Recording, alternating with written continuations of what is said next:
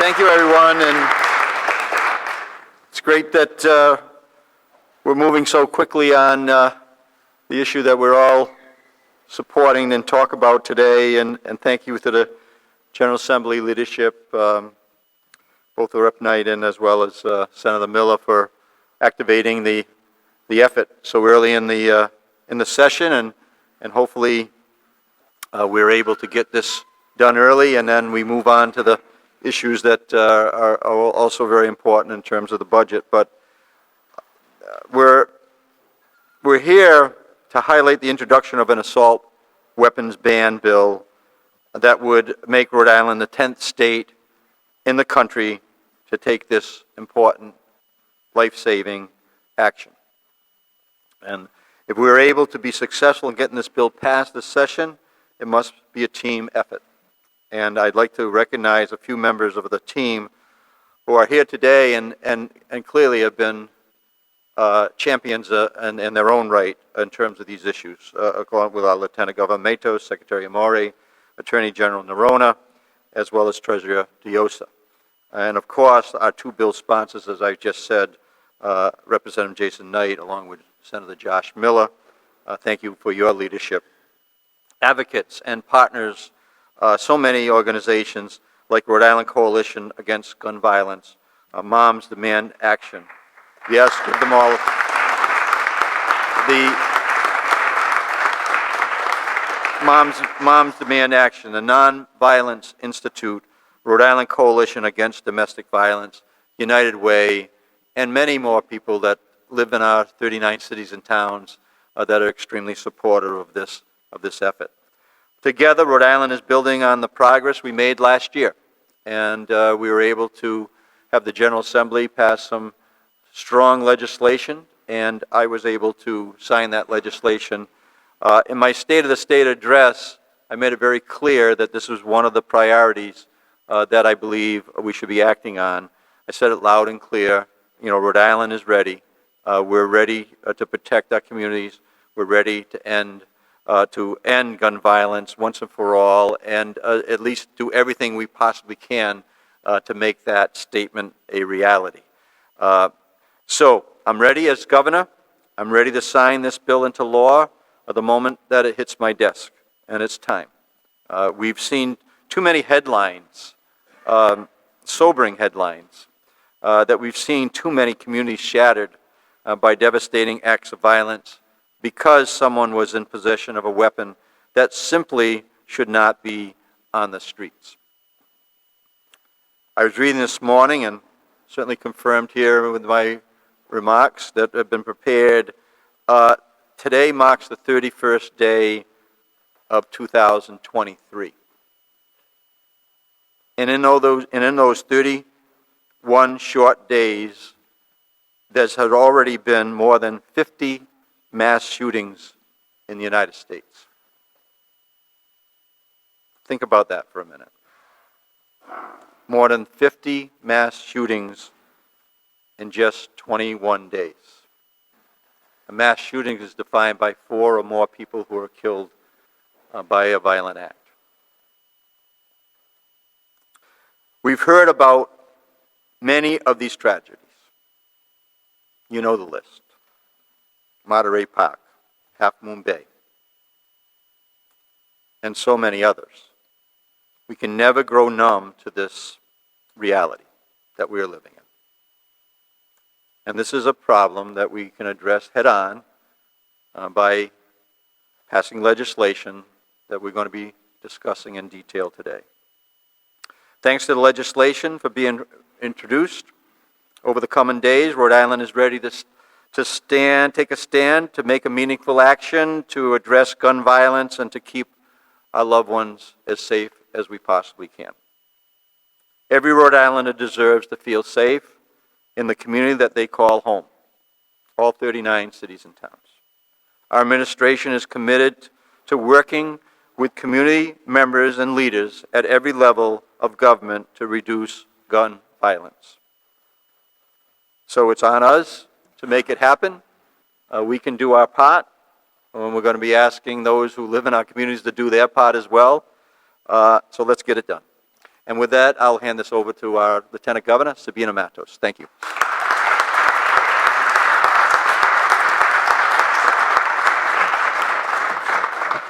Good morning.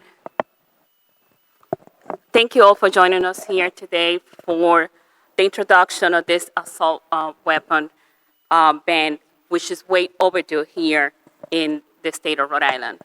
I would like to take a moment to thank and acknowledge the general officers. It is so wonderful to be united, all of us, in this issue, and show the state of Rhode Island that this is a priority for all of us. Thank you, Governor McKee, for your willingness to sign the bill as soon as it's ready.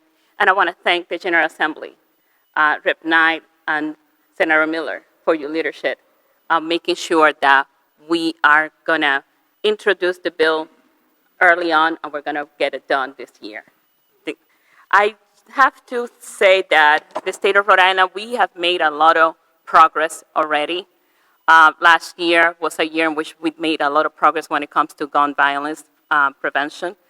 But we still have to deal with the assault weapons.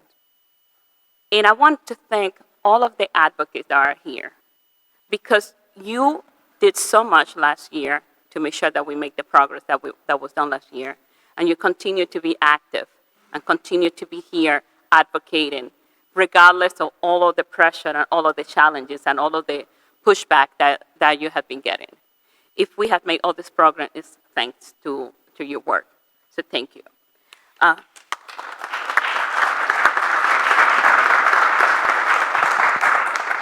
But I want to say that this year we're going to get it done.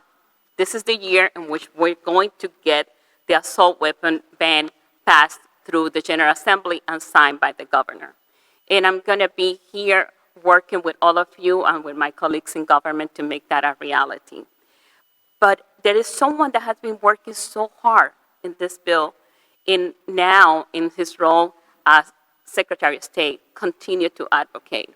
And I want to bring forward Secretary Greg Amore to speak to you next, because he has been a strong advocate for gun safety here in the state of Rhode Island. I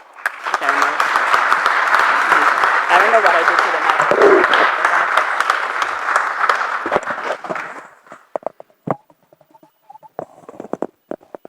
I've got a teacher voice. I can do this without that. Good morning. I've campaigned all summer long and in the fall with the general officers, and we talked about this subject collectively all the time. So we come as a united group of general officers, and I'm proud to be here with my friend and former colleague, Representative Knight, and Senator Miller, who I have a great deal of respect for on a whole host of public policy issues. I was elected in 2012, and a month later, babies were killed in Connecticut. And the first bill I had drafted as a member of the House of Representatives was a ban on assault weapons. Many of my colleagues, old and new, had done the same thing. And over the course of my 10 years, I continued to sponsor and co-sponsor and sponsor and co-sponsor and talk about the need for this legislation. I was a high school history teacher for 27 plus years, and we have normalized what is not normal. We have lockdowns and active shooter drills and active shooter training. And when a lockdown happens at a high school and it's not identified as a drill, our kids text home because they're so frightened. Our teachers text home because they're frightened. This is supposed to be a place of learning, of joy, and we have created this environment that is just terrible. And anything we can do as public policy makers to mitigate that is something that is positive. The numbers are clear. When we had a federal assault weapons ban, we had less mass shootings. The states that have the most strict gun restrictions have less shootings. It's clear. And the vast majority of Rhode Islanders believe in this legislation. And so I vow to do everything I can to make sure that this gets across the finish line, and I'm pleased always to work with moms and the coalition and all the advocates who are pushing this bill. This is the year to do this. It's my honor to introduce our Attorney General, who is fighting this fight every single day in real time throughout our Rhode Island communities. Peter Neronha.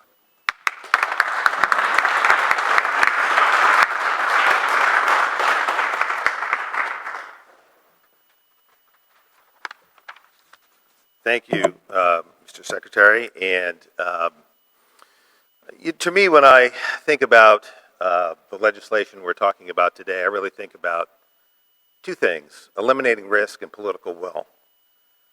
Let's talk about risk first. I stood here in 2019 with Governor Raimondo then and talked about this bill and a number of other bills that have since been passed into law, to the great credit of the General Assembly, leadership, and the governor, this governor. And it's my view, strongly held, that those prior acts of getting legislation passed, the school safety bill, you can't carry a gun on school grounds, you can't carry a loaded weapon down the street, we've raised the age to buy a firearm, we've eliminated ghost guns, or sought to make them at least illegal, and we're working really hard in the office to get those guns off the street. Over 50 cases since that legislation was passed. All of that has been to eliminate risk, to make Rhode Island safer. And as the Attorney General, I can point to specific instances, I already mentioned the 50 gun cases, ghost gun cases we prosecuted, where those changes in the law have made Rhode Islanders safer. And this bill will do exactly the same thing. Will do exactly the same thing.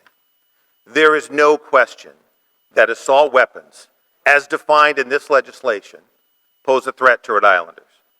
They are more lethal, they are able to fire more powerfully, more faster, across a greater range, both in terms of distance and in terms of spray. And so this legislation, like the past legislation that has been passed and signed into law by this governor, will make Rhode Islanders safer. And it is not a matter of hypothetical safety. It is a matter of real safety. And I'm going to give you some examples. One example is Louis Roman, who strangled his girlfriend, hit her in the head with his AR-15, and after 911 was called, went out onto the street and put 2 rounds through the windshield of her Providence police cruiser. That's a real case with real danger. There's a case out of Pawtucket where somebody pulls up in a car and opens fire with an AR-15. And if you watch that video, which we've made available in past years, what you see is everybody scrambling. Why? Because those rounds are coming out fast and they're coming out hard. They go through the rear window and through the front windshield. These guns are lethal and they make Rhode Islanders less safe. And it's not just in Providence. In Burrillville, there's a man, well chronicled in the press, who had many, many, many weapons, including as many as 8 ghost AR-15s. One fully completed, the others in the state of near completion. And my attention to that case was drawn by a friend who represented a neighbor who couldn't believe that there were rounds being sprayed within distance of his home and his family. Those guns and that person posed a real threat to Rhode Islanders, and not a hypothetical one. And so what we often hear when we are proposing new legislation is we're turning law-abiding citizens into criminals. Well, that's not what this legislation does, and it's not what any previous legislation has done. That's not what these bills do. Everybody's law-abiding until they're not, and it's then that they pose a threat. And so, what do I mean by political will? Well, this governor and this General Assembly has had the political will to make these past pieces of legislation that make Rhode Islanders safer law. And it's clear that we collectively have that will. Again, we stood together at the Institute for the Study the Study and Practice of Nonviolence with many of the people in this room. I don't remember when that was. The campaign trail, it all tends to blur, my friends. But we stood together and we said that we would back this legislation. This governor promised it then and he's promising it now. And that was before the election. So when people ask, where's the political will that existed before the election, it exists afterwards. And if you need a referendum from Rhode Islanders as to where they stand, just look at those election results. Go back and look at them. Look at the percentages, look at the margins. Look at the platforms on the people who ran against the people standing here today. And then you'll know what Rhode Islanders think. They believe in this legislation. They know it will make it safe. It will make them safer. They know that it will make their families safer. And so the time is now. This is the year. Let's get it done. Rhode Islanders want this. They've demonstrated that they do. The political will is in this room. The political room is sitting right there. Let's get it done. Thank you very much.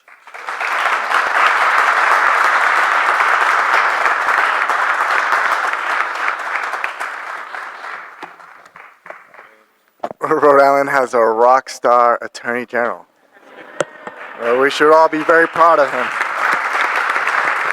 Governor, Lieutenant Governor, my good friend Gregor Morey, good morning to all of you. Moms, I love you. Rhode Island Coalition Against Gun Violence, I love you too. We've been through some good, interesting times in the last several years as my time as mayor. As you know that this is a prevalent issue for us mayors. We're on the front lines, right, Gov, when we were mayors. But from Uvalde to Monterey Park to the cities and towns that don't make headlines, gun violence has ravaged communities across the nation. The carnage of gun violence is destroying the soul of America. It leaves empty chairs at the dinner table, forces parents to plan funerals rather than birthdays for their children, and inflicts a wound of unimaginable grief for survivors. Today is the last day of January, and just as the governor said, just in 2023 alone, there have been more than 50 mass shootings. We must put a stop to the rising tide of gun violence, which is why here today in Rhode Island we are introducing common sense legislation to ban assault weapons, weapons that are designed for combat and are often the weapon of choice in mass shootings. This isn't about taking anyone's rights away. It's about protecting our community. It's about making sure a child, like my daughter, can go to school and come home to their loved ones at the end of the day. It's about making sure our friends can go to the movie theater and enjoy a film without fear of being shot. It's about making sure that we use our conscience so that no innocent lives are taken in our state due to preventable gun violence. Thank you to our two champions, Representative Knight and Senator Miller, for saying enough. And thank you to all the advocates for always doing your part in this fight. The time to act is now. And I'll introduce one of those champions, our good friend, Representative Knight.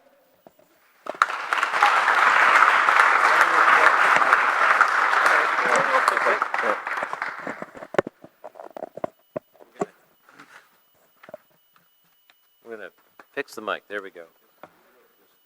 Just let it be. General, I need to report a crime because the Secretary of State stole my speech. I want to say thank you to this crowd right here, the governor and all the general officers. They are united in this quest to improve gun safety here in Rhode Island, and I am so very thankful. And thank you, Governor, for highlighting this in your speech and making it a priority.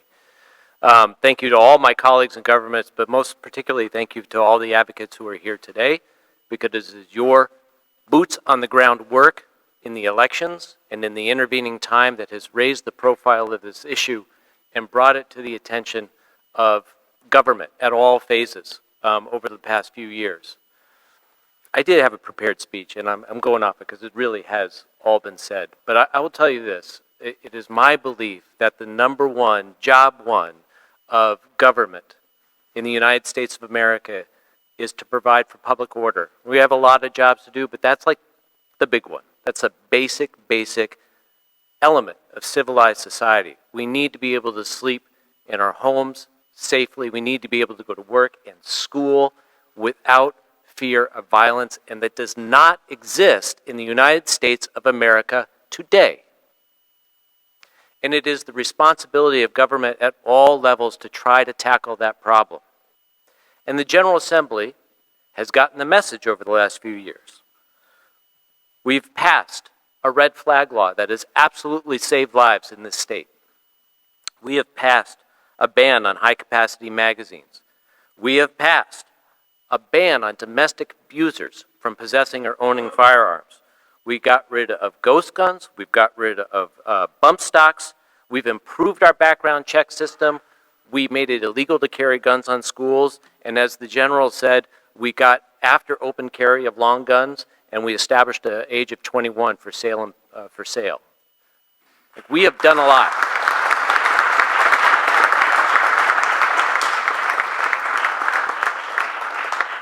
And Rhode Islanders appreciate it. And do you know how we know that? Because we've had intervening elections that time and time again put more and more proponents of gun safety into the seats in the General Assembly, into the Senate, and into the rest of the State House.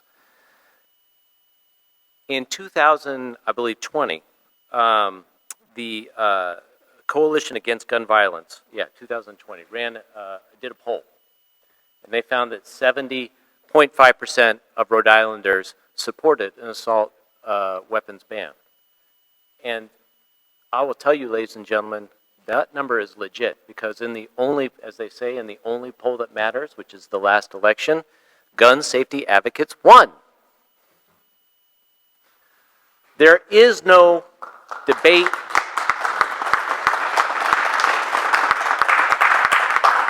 There is no debate. There is no controversy. This is where public sentiment is. And to the extent that in a democratic society you get complete agreement on any issue, newsflash, you don't. But you can say that you have most of the people when you have numbers like 70%. I mean, that's about the best it gets for anything in our day and age in where we live. So, you know, basically when it comes down to it, you know the names. You know Uvalde. And these are just the recent ones. You know Buffalo. You know the Tree of Life in Pittsburgh. I am so privileged to be here because I do not want to be, I would hate to be the legislator who had the opportunity to do something to avoid something like this happening in Rhode Island and didn't act. The time is now, ladies and gentlemen. We have debated, we have argued, we have held our hearings, and we have heard from the public, and now it is time to vote. And that is what I'm asking our leaders in the House and in the Senate to do. Put these bills up. Let's have our hearings again. We're going to have people come out pro and con, and let's put the issue up for a vote, because I guarantee you that is what Rhode Island wants. And I'll tell you, ladies and gentlemen, Rhode Island is lucky to have this set of leaders in front of you today, but they are super lucky to have Senator Josh Miller, who's going to come up next.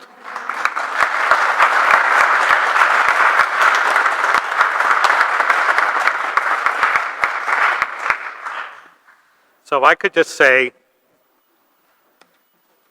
that everybody said it all, because this is one of the options when you're this low on the list of speaking.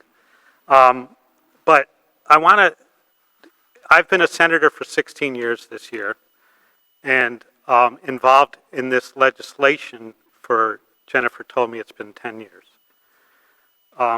And a lot has changed over that period of time. There were 2 or 3 of us in the Senate who would sponsor gun safety legislation, and maybe a half a dozen who would sign on to the bills. And what's different today than then is not only those numbers, but what we have over here to my left is a full slate of general officers that supported it.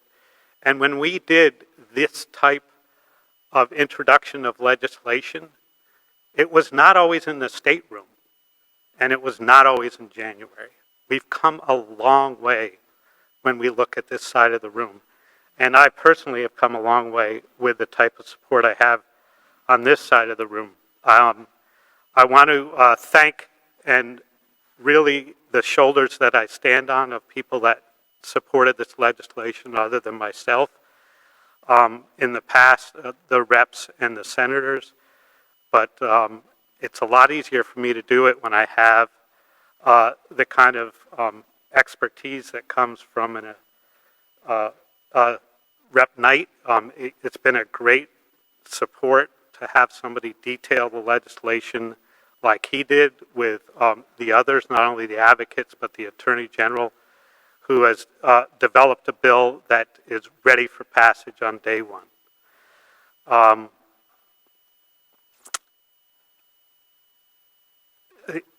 You know, we wouldn't be here today also without a great group of advocates.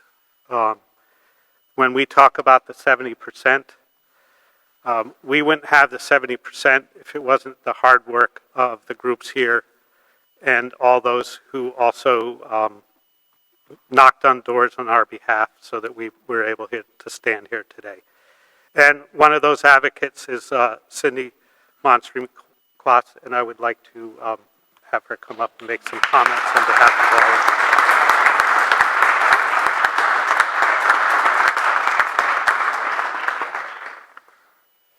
Thank you for everybody here who has spoken, and hopefully I won't repeat what everybody has said. As we all know, gun violence is a public health crisis. We need courageous leaders, many of whom are in this room right now, who will work tirelessly to protect our communities, our families, and our children from further gun trauma, injuries, and death. Rhode Island Coalition Against Gun Violence continues to advocate for stronger laws that will help decrease gun violence in communities that are traumatized frequently by gun violence, especially in our Black and brown communities. To do anything less is not an option. When we founded the coalition in 2013, one of our highest priorities was an assault weapons ban. This was shortly after the Sandy Hook massacre, and this bill seemed like an obvious response to address the horrific brutality of gun violence, especially mass shootings, and especially a mass shooting of little children.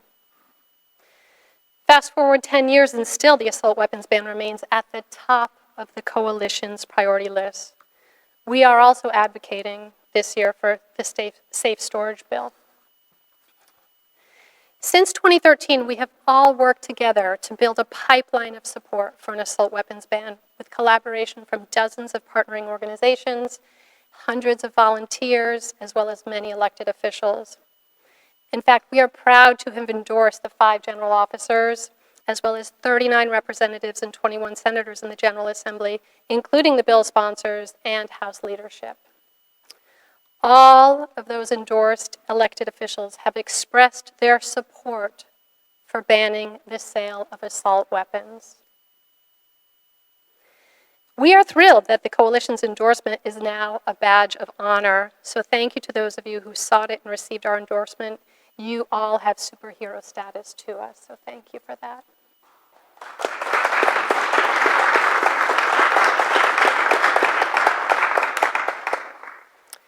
I don't need to tell you why an assault weapons ban matters, but I'm going to have you think about a couple things.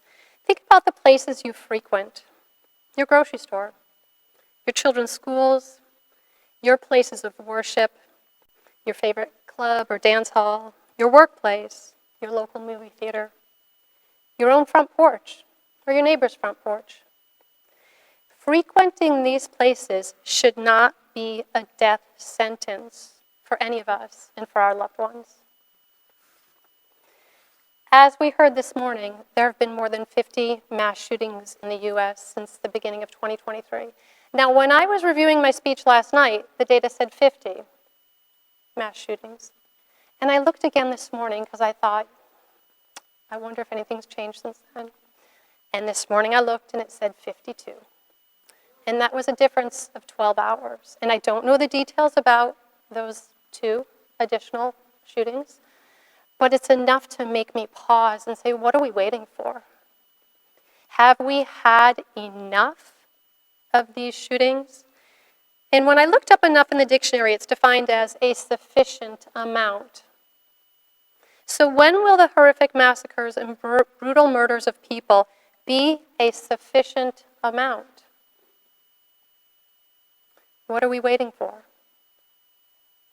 So I thank all of the elected officials here today and the courageous survivors here in this room and the advocates who keep calling and writing and testifying and showing up for your support of an assault weapons ban. And with our collective advocacy and courage, I am confident that we will reconvene in this very room in a few months to witness Governor McKee signing this life-saving bill into law. So thank you.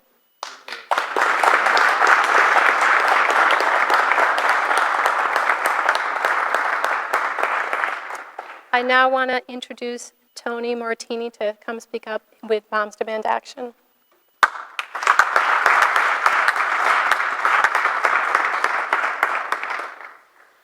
Good afternoon.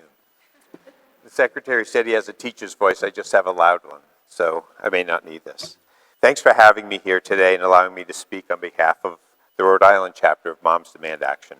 A lot of what I was going to say has been said, so I'll summarize, but I need to make some important points.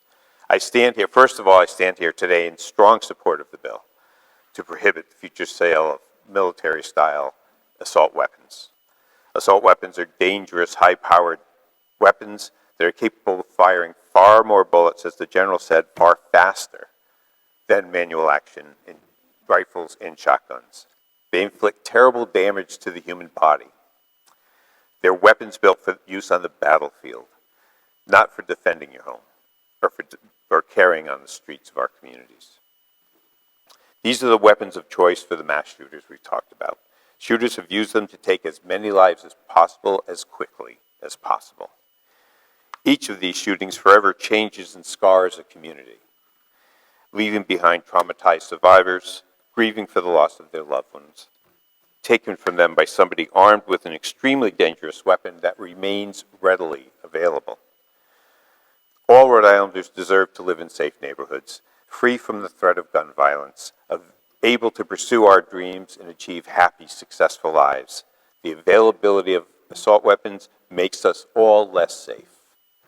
We know we can respect the right to own a firearm for personal protection while making sure we have common sense laws in place to keep guns out of the wrong hands and prevent assault weapons from flooding our communities. We look forward to working with all of our elected representatives to pass this bill into law.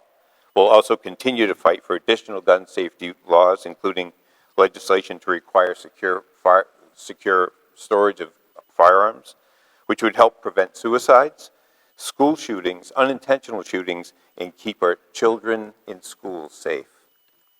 We're grateful to Governor McKee for his leadership in bringing us here together today, to Representative Knight, Senator Miller for sponsoring this important bill, to all the rest of our general officers who are here today, and to our partners at the Rhode Island Coalition Against Gun Violence for their advocacy. Thanks again for having me. Let's get it done.